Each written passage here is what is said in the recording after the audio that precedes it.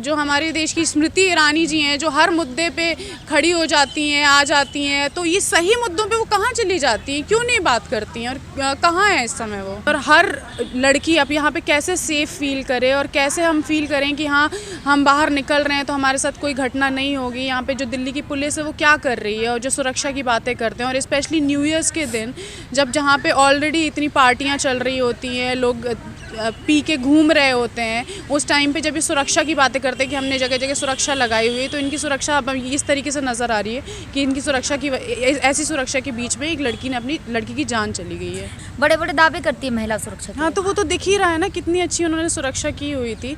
मतलब एक मासूम सी लड़की को अब 4-5 लड़कों ने, मतलब ऐसी इंसानियत मुझे लगता है कहीं ना कहीं ख़त्म हो गई है लोगों के बीच में कि इंसान को इंसान नहीं समझ रहा, उसको 4 से 5 किलोमीटर तक घसीट के लेके जा रहे हैं, उसकी हड्डियां टूट गई हैं, इंसानियत ही ख़त्म हो गई है लोगों के बीच में। और वहीं पे चलिए ऐसे खूंखार लोग तो हैं ही साथ में, और ऊपर से हमारी सरकार और जहाँ अमित शाह जी जो बात करते हैं कि महिला सुरक्षा मतलब इतनी हमारी का लेवल बहुत अच्छा है, तो इससे यही पता चलता है कि समय समय पे कि महिला सुरक्षा की धज्जियाँ उड़ी हुई हैं, कहीं से कहीं तक कोई महिला सुरक्षित नहीं है। हमें नहीं पता कि हम घर से बाहर निकल रहे हैं तो आज हम घर के अंदर वापस आ पाएंगे सुरक्षित कि नहीं।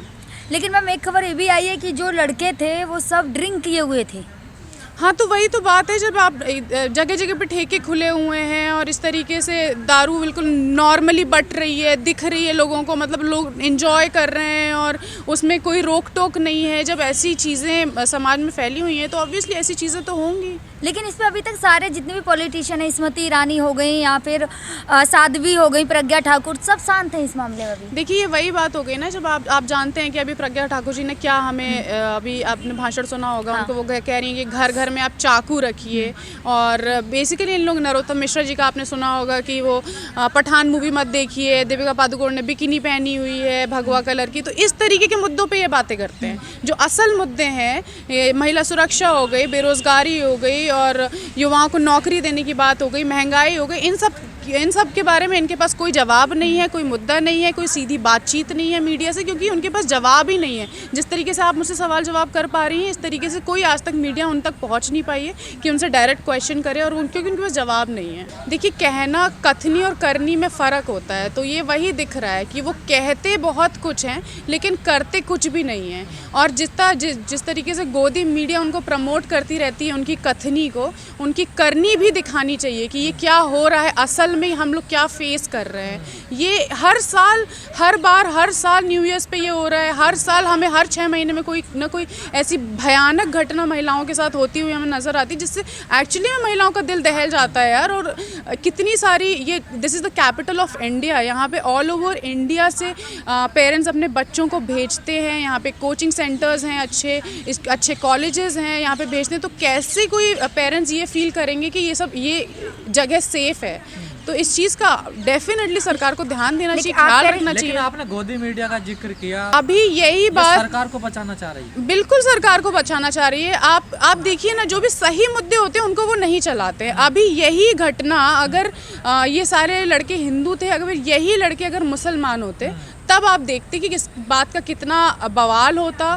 फिर आप क्या बोलते जिहादी चीज़ों से जोड़ देंगे, फिर आप मुस्लिम मतलब माइनॉरिटी को तंग करेंगे, मतलब वो हर चीज़ वो चीज़ें करते हैं जो कि मतलब मैटर को डाइवर्ट करने की कहीं ना कहीं कोशिश। आपने देखा होगा कुछ दिन पहले दिल्ली का ही मामला है, जो श्रद्धा केस का बात करूँ, उसमें मुस्लिम लड़का है, तो लगातार मीडिया में दिखाया गया था। हाँ एग्जैक्टली, ये वही होता है कि इन्होंने एक तो पहले तो देश को बांट दिया है रिलीजन के नाम पे, हिंदू अलग, मुस्लिम अलग, हमारा कलर अलग, तुम्हारा कलर अलग, कलरों के उस आधार पे बांटा हुआ है, रिलीजन के आधार पे बांटा हुआ है, जाति के आधार पे बांटा हुआ है, लोगों को जुड़ने नहीं दे रहे, साथ चलने नहीं दे रहे। और इस तरीके से जो भयानक घटनाएं होती हैं, जो सही मुद्दे हैं उनको वो दिखाते नहीं हैं। लेकिन जो लोग श्रद्धा के मामले में खुलकर बोल रहे थे, आंदोलन कर रहे हैं, इस मामले में वो लोग शांत हैं। हमारी मांग है भाई सरकार से कि भाई वो बोले इस मैटर पे और सही मुद्दों के बारे में बात करें, ये ना करें हमेशा कि भटकाने की कोशिश ना करें पब्लिक को। कैसे बेटी बचेगी, बेटी पढ़ेगी जब ये हाल दिल्ली में है? बताइए, देश की राजधानी में ये हाल है। तो ये सवाल सरकार से है, ये सवाल हम सब सरकार से पूछना चाहते हैं कि कैसे बेटी बचेगी। भाई बचाइए हम लोगों को, क्योंकि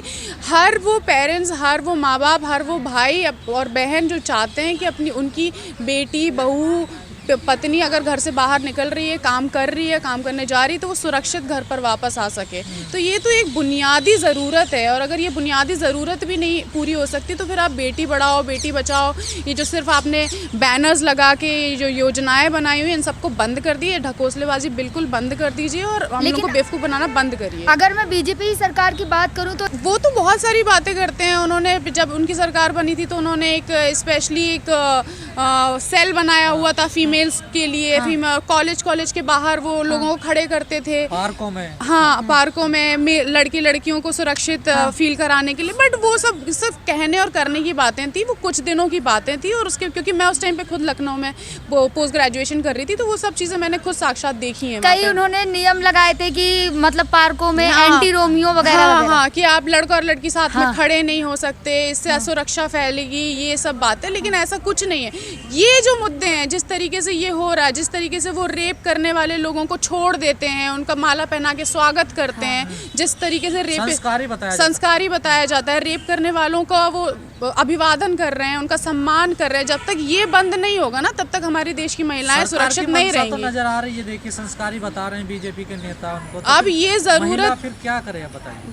महिला बस ये कर सकती है कि अब या तो हम लोग ये कोशिश करेंगे भाई हम अपने घर में सबको सेल्फ डिफेंस सिखाएं और हम अपनी सुरक्षा खुद करने की कोशिश करें। बाकी तो कोई सरकार की तरफ से तो कोई पहल है नहीं। ये सिर्फ झूठे ढकोसले जो इनके चल रहे हैं उनका पर्दाफाश हो चुका है। और हर जन को हर घर में अब ये समझने की ज़रूरत है कि क्या सही है और क्या गलत है और किसका साथ हमें देना चाहिए और किसका नहीं। भरोसे तो नहीं रहा जा सकता, बिल्कुल नहीं रहा जा सकता, बिल्कुल नहीं रहा जा सकता। और मैं अचंभित हूँ जो हमारे देश की स्मृति ईरानी जी हैं, जो हर मुद्दे पे खड़ी हो जाती हैं, आ जाती हैं, तो ये सही मुद्दों पे वो कहाँ चली जाती हैं, क्यों नहीं बात करती हैं और कहाँ है इस समय वो। जिस चीज़ की वो मंत्री हैं, जिस चीज़ के लिए उन्हें प्रॉपर्ली बोलना चाहिए, इनिशिएटिव लेना चाहिए, इस चीज़ में आके उनके परिवार से मिलना चाहिए। और क्यों हुई ये घटना, सबसे पहले इसकी खोज करनी चाहिए। और ऐसा क्यों हो रहा है आपके राज्य में, मतलब अगर इंसान मतलब ये वही इसीलिए ये घड़ी मैंने बहुत बार ऐसा सुना है। नरोत्तम मिश्रा जी भी कभी लड़कियों के कपड़ों पे कमेंट करते हैं।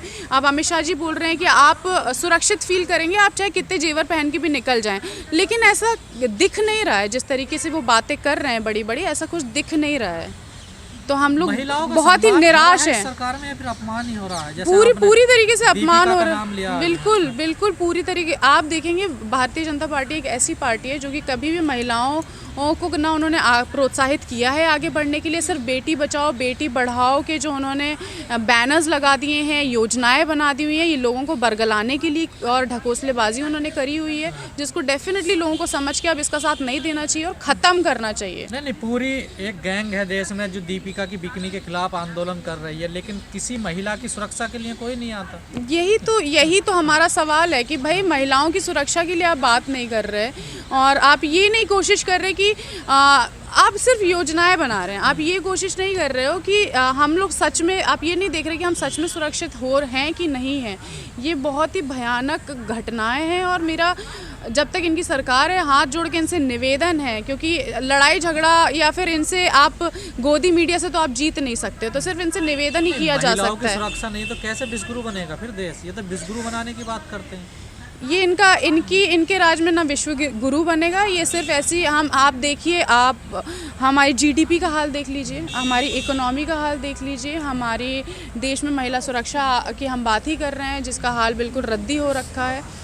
एजुकेशन की बात देख लीजिए। मैं अब कुछ दिनों पहले मैं गांव जाके लोगों से बात कर रही थी। मैंने देखा कोविड के टाइम पे 70% गांव के बच्चों ने स्कूल छोड़ दिए हैं और वो स्कूल नहीं जाते हैं और अब वो स्कूल में पढ़ाई नहीं कर रहे हैं। तो 70% गांव का बच्चा अगर स्कूल में पढ़ाई नहीं कर रहा तो क्या फ्यूचर है? आप क्या बनाना चाह रहे हो? क्या नहीं, भगवा खतरे में है देश में, पहले इसको बचाया जाए, स्कूल तो बाद में देखा जाएगा। इनका जो मेन मुद्दा ये है कि ये कलर के आधार पे जो इंसान को इंसान से दूर करने की कोशिश की जा रही है। हमारे तिरंगे में 3 कलर हैं, ठीक है ना? अगर हम कलर की बात करें तो उसमें भगवा भी है, उसमें ग्रीन कलर भी है और उसमें सफ़ेद कलर भी है, उसमें ब्लू कलर भी है। तो पहली बात तो हम सब सारे कलर्स की रिस्पेक्ट करते हैं और कोई भी जाति धर्म किसी कलर से रिलेट नहीं करता है। इंसान को अपनी इंसानियत पे भरोसा करना चाहिए और इंसान को इंसानियत दिखानी चाहिए एक दूसरे से। कलर के आधार पर आप किसी को बांट नहीं सकते। लड़की के साथ हुआ है।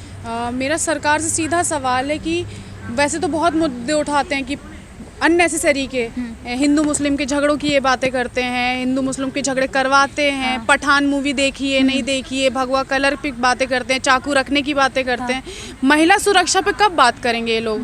और स्पेशली स्मृति ईरानी जी कहाँ हैं इस समय, कहाँ क्या बातें कर रही हैं वो, और इस जिस मुद्दे पे उन्हें बोलना चाहिए वो इस टाइम पे कहाँ पे हैं?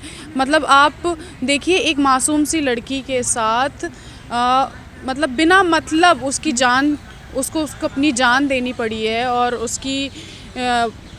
उसके घर वालों पे क्या बीत रही होगी अभी।